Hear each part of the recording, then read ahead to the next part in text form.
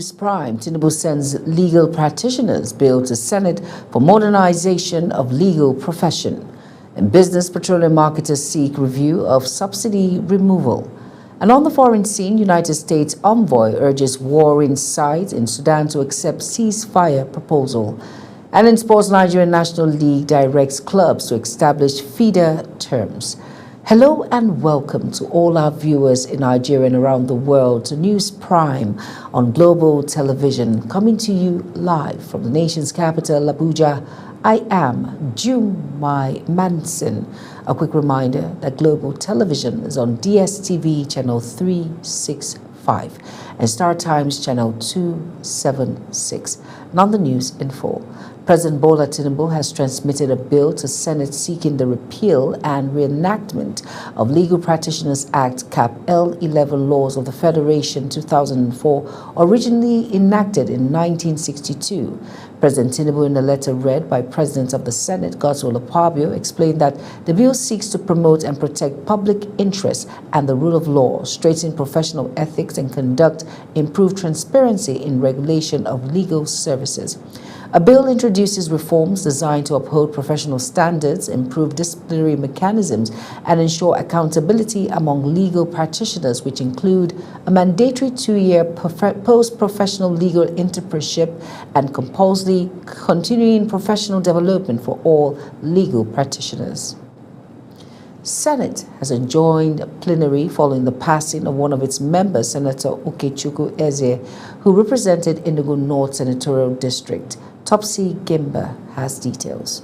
The city began with routine proceedings, including the approval of the votes and proceedings from the previous session. New committee appointments were also announced, with Senator Austin Akubondo named vice chairman of the Senate Committee on the FCT, and Senator Isita Ungu assigned to the Committee on Air Force. But the most shifted when Senate leader Okwemi Bamidele announced the sad news of Senator Ezie's demise. He described it as a painful loss to the Red Chamber and moved a motion to adjourn the plenary as a mark of respect. Announce the passing of distinguished Senator Okechukwu Ezie, representing Enugu North Senatorial District of Enugu State and member of the Labour Party, who died on Tuesday, 18th November 2025. Mr. President, consistent with our tradition, as well as our parliamentary customs and conventions, I will be moving that we suspend all further legislative activities for the day. Following the motion, the President of the Senate, Godswill Akpabio, led the chamber in observing a minute silence. He also ordered arrangements for a condolence visit to the late senator's family. 2 motions have been moved by the leader of the Senate. One is the demise of our colleague, distinguished Senator Ezie. The second is that, in line with parliamentary practices worldwide, that we suspend all deliberations for today to go and pay condolence on the family. Those in support of the motion say aye. Those against say nay. The ayes have it. However, the Senate has adjourned until the next legislative day and will hold a valedictory session in tribute to Senator Ezie. Topsy Gimba, reporting for Global Television News. Nigeria may be inching closer to its most ambitious constitutional overhaul in 25 years. As the National Assembly deepens work on amending the 1999 Constitution. Deputy Speaker of the House of Representatives and Chairman of the Constitution Review Committee says the country is on the verge of a historic breakthrough with decisions that could reshape governance, federalism, and distribution of power and resources. National Assembly correspondent Anita Patrick has details. At the second joint retreat of the Senate and House Constitution Review Committees in Abuja, the Deputy Speaker emphasized that the political future of more than 200 million Nigerians hangs on the outcome of the ongoing process. He noted that under Section 9, of the Constitution, every amendment will require the approval of 2/3 of all 36 state houses of assembly, making the next phase crucial. As we all know, Section 9 of the 1999 Constitution as amended requires that all alteration to the Constitution must be approved by at least 2/3 of the House of Assembly of the Federation. This means that no matter how brilliant, how necessary, or how popular our amendments may be, they will not become law without the support of at least 24 out of 36 states houses of assembly. Deputy Senate President Senator Jibril Barau reinforced the National Assembly's commitment to a thorough and meaningful review. He explained that the retreat is focused on adopting earlier resolutions, analyzing subcommittees' reports, and advancing work on key proposals, including issues around state and local government creation. Will be less deliberative, except where there is a substantive motion to reconsider any issue already concluded in the last meeting. Because the purpose of this meeting is to approve the positions reached previously and to receive reports from the subcommittees constituted to take further legislative actions on some of the bills. Representing the chairman of the Conference of Speakers, Gombe State Speaker Abubakar Mohammed assured the state assemblies remain fully committed to supporting the process. The deliberate engagement we have witnessed so far, ranging from the release of the schematic areas to where are we today, has prepared the ground for a more coordinated and constructive consideration of the document when they are presented to the state houses of assembly. The retreat brought together federal and state lawmakers along with other key stakeholders, marking the final major engagements before the National Assembly moved to vote on the amendment bills. From the National Assembly, Anieti Patrick, reporting for Global TV News. The House of Representatives dedicated its entire plenary session to Nigeria's worsening security crisis. Speaker Tajuddin Abbas, lawmakers took turns raising motions insisting that the fight against insecurity must go beyond routine rhetoric. They called for stronger political will at all levels of government to confront insurgents, bandits, and criminal networks head-on. National Assembly correspondent Anete Patrick tells us more. A somber mood inside Nigeria's Green Chamber as Speaker Tajuddin Abbas leads lawmakers into a special session devoted solely to the country's rising insecurity. The Speaker urges Nigerians not to bow to the fear terrorists and bandits are trying to spread. Speaker Abbas warns that beyond bullets and bombs, fake news and misinformation now threaten national stability, escalating panic and eroding trust in authorities.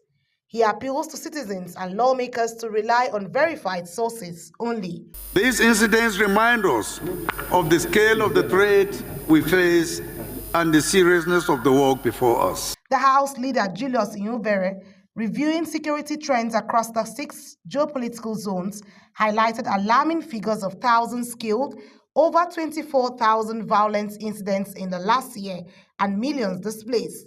The one that insecurity, if not contained, threatens the nation's economic survival. There is now a recognition that just a direct military engagement may not solve this problem. There is an urgent need for what is now popularly called the non-kinetic, because at the end of the day, some communities and individuals are involved. The House identified key national priorities: clear political will at all levels, modernization of defense systems, stronger intelligence and community policing, technology-driven operations, and urgent fencing and protection of schools under the Safe Schools project. When I hear people praise government is doing well. Are we sincere? Government is still sleeping. The Deputy Speaker, Benjamin Kalu, in his remarks said Nigeria has strong deterrent laws but weak implementation. He said what Nigeria needs now is structured legislative reform, not just military responses. That Nigeria possesses strong deterrent laws. We don't have paucity of laws, we have strong laws. But what we suffer is weak institutional implementation. The plenary was attended by foreign diplomats, civil society groups, and visiting parliamentarians. Honored victims of recent attacks with a minute of silence, Speaker Abbas commended President Bola Tinubu for what he called swift and coordinated response to the recent wave of kidnappings and killings. From the National Assembly, Anieti Patrick reporting for Global TV News. Nigeria continues to grapple with violent attack on schools, communities, and security formations. The House says it is ready to provide legislative backing to any initiative that will save lives and restore safety. Speaker Tajuddin Abbas led the lawmakers in an intense debate following raising cases of school abductions, killings of security operatives, and violent attacks in several states. National Assembly correspondent Anete Patrick was there for Global Television. The Green Chamber resumed with a clear and urgent agenda on confronting the escalating wave of insecurity that has left many Nigerians anxious and vulnerable. Members also demanded urgent perimeter fencing and enhanced surveillance in schools to protect students from rising kidnappers' attacks. They emphasized the need for a well-defined victim support system to help communities recover from trauma. Defense Committee Chair Babajimin Benson warned that Nigeria's military capacity has suffered years of decay, worsened by the exit of foreign forces from the Sahel and the inflow of heavy weapons from Libya. They insisted that intelligence and early warning systems must be upgraded immediately. So we are suffering from the decay of trying to replace those equipment till date. It's been a very difficult and onerous task. We have not had friends, indeed, who will support us build the arsenal we had in the days of yore. For Representative Alhassan Adodogwa, in his opinion, calls for a closed parliament until the government can provide established security for its citizens across the country. For the Southern Caucus, represented by Victor Nwokolo, calls for more collaborative efforts in tackling the issue away from religious sentiments. The security situation in Nigeria today, Mr. Speaker, it is horrific. Mr. Speaker, our security situation is tragic. Mr. Speaker, the security situation, especially in the north where I come from, is devastating. Mr. Speaker, our situation in Nigeria today in the area of security is unspeakable. Maybe we may have to come up with a law where stipend must be recommended for the vigilante groups to strengthen them. Because there are some communities, they can't even get fuel, they can't even afford fuel. So these vigilante groups, they need to be funded from the local government. The House, however, resolved to push for the institutionalization of national early warning mechanisms to detect threats before they escalate. Committees were also directed to engage security agencies for a comprehensive review of strategies currently in use. From the National Assembly, Anieti Patrick reporting for Global TV News. Southeast Caucus of the House of Representatives appealing to President Bola Ahmed Tinubu to grant a political and humanitarian pardon to the detained IPOD leader Nnamdi Kanu. The lawmakers say the move is necessary to calm tensions and restore stability in the region. Again, here is National Assembly correspondent Anete Patrick's report. The Southeast Caucus met in Abuja to review the recent conviction of Nnamdi Kanu and assess what it means for peace and security in the region. While reaffirming their respect for the court, the lawmakers say the matter has now grown beyond a purely legal issue.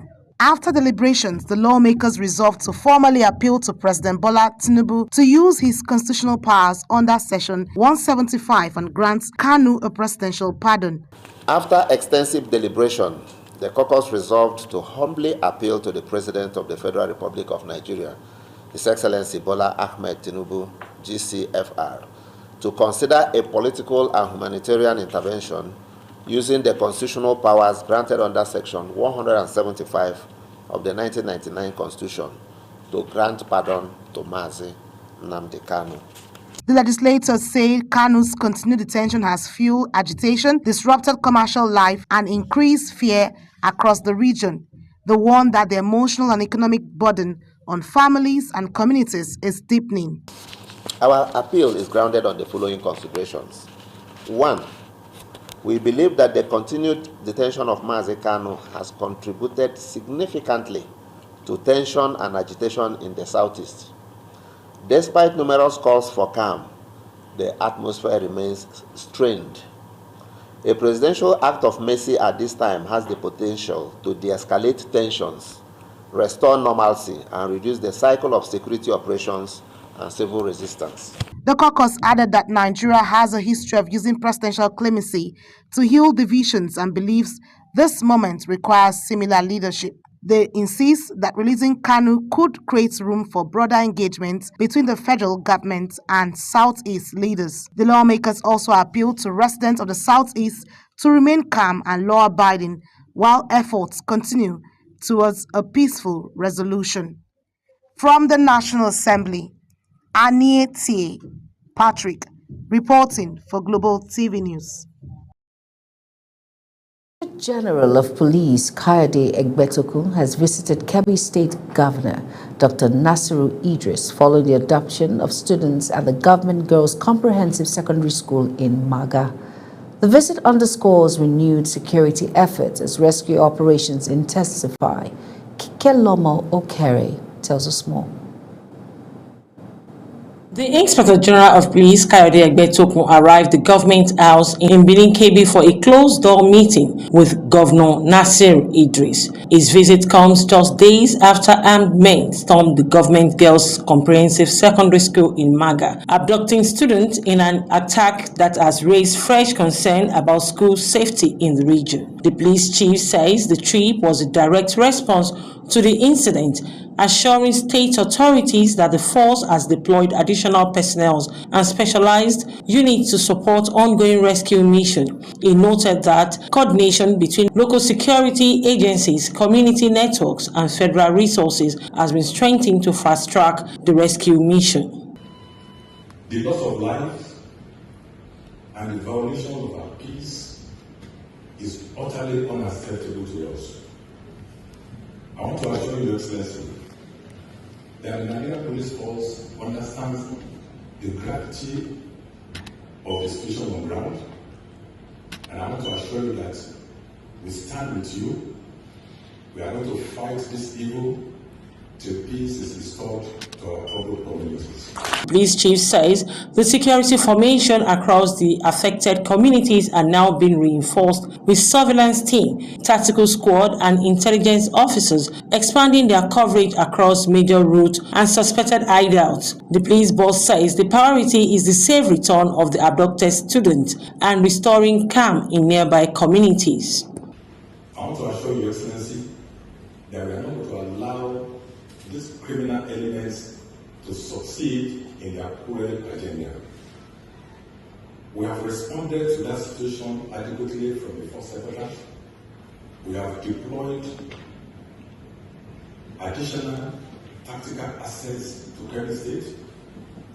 We have expanded our intelligence platforms, and we are deepening collaboration with other security agencies and the local community security network.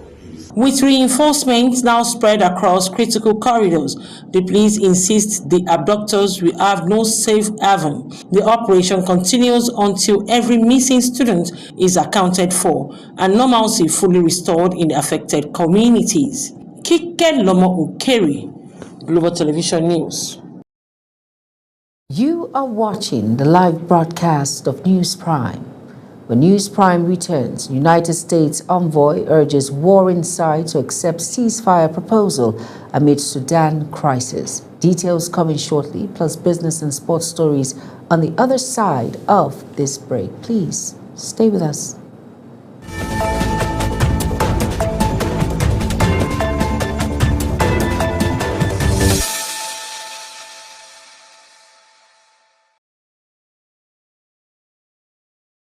You're welcome back, and if you're just tuning in, this is News Prime on Global Television.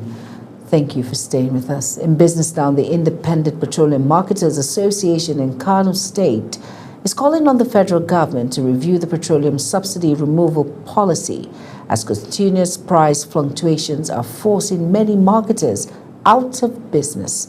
Global TV correspondent Idris Jibril reports that nearly 40% of petroleum marketers in the state have already shut down operations. The report. At the start of his administration, President Bola Tinubu announced the removal of petroleum subsidy, a decision that immediately triggered a sharp hike in fuel prices nationwide. The ripple effect has been a persistent rise in the cost of living, driven largely by increased transportation expenses. While government maintains that the subsidy removal is intended to strengthen the nation's economy, Nigerians continue to buy fuel at highly unstable and often exorbitant prices that changes almost daily. Many people now, they park their cars. They cannot even afford to always buy fuel and then to transport themselves. Even me, I always used to do it maybe 2 or 3 times a week. According to independent petroleum marketers in Kano, this unpredictable price fluctuation has become their biggest challenge. Many have lost their capital to the unstable market, leaving several stations unable to continue operations. The problem of price fluctuation is mainly from the depot where we used to buy the fuel. For example, if you buy 100 naira fuel, you will be expected to include your transportation cost on the pump price. But before you even reach Kano from Lagos, you may hear that the fuel has dropped with 20 naira. They warn that unless the federal government review the subsidy removal policy, particularly by introducing a regulated minimum or maximum price, Nigerians will continue to struggle with high fuel cost, while many more marketers risk being pushed out of business. We actually need government intervention by giving us notice of increase or decrease price. Because before the start of this problem, we have people with 10 to 20 trucks, but today they have been reduced to only 1 truck.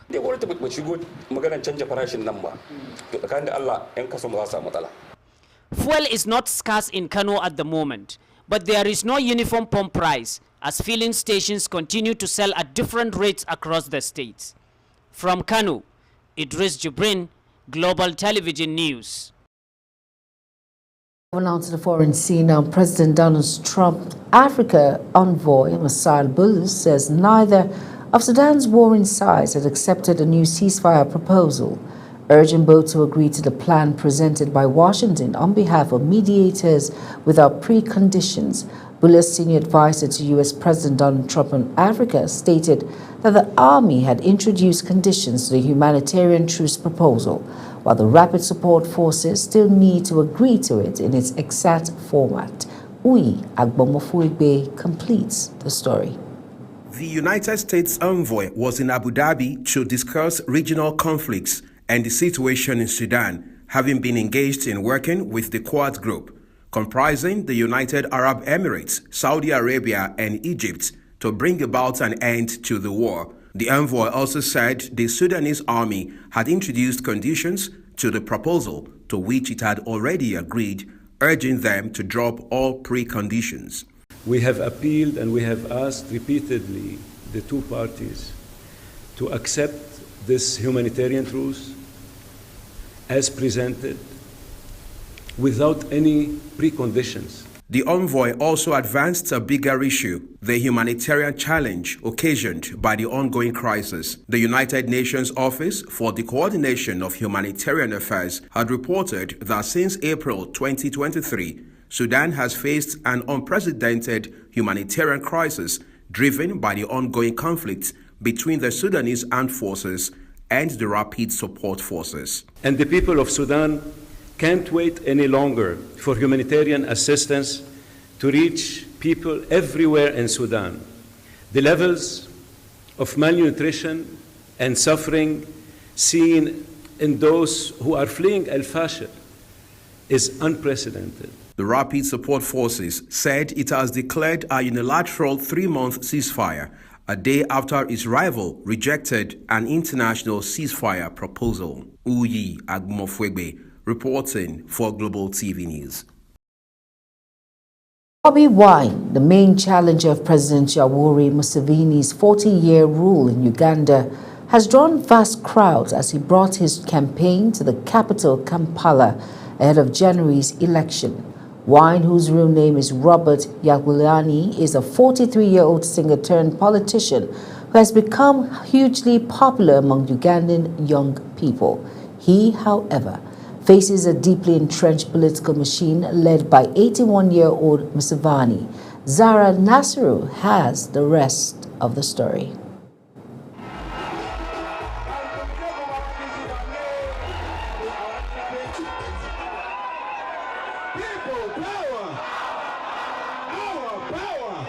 Tens of thousands swarmed around Wine's motorcade as it moved around Kampala suburbs for the first time since he confirmed his second run for the presidency. Wine said he began the day at the Lozira maximum security prison just outside the city, where several officials and supporters of his National Unity platform have been held. Hundreds of heavily armed police and military personnel manned the road, which passed through the streets, despite an earlier police order to keep rallies to designated zones to avoid blocked roads.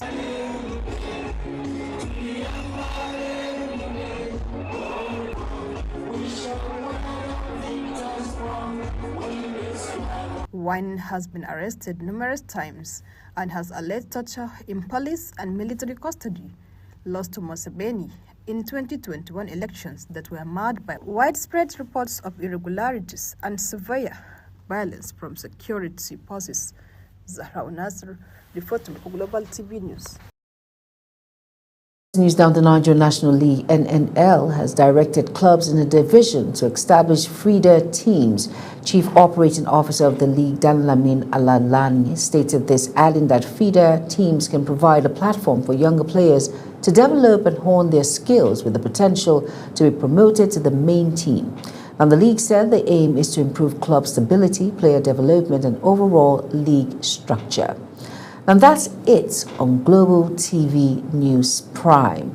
A quick reminder that Global Television is on DSTV channel 365 and Star Times channel 276. I am Jumai Manson. Thank you for watching.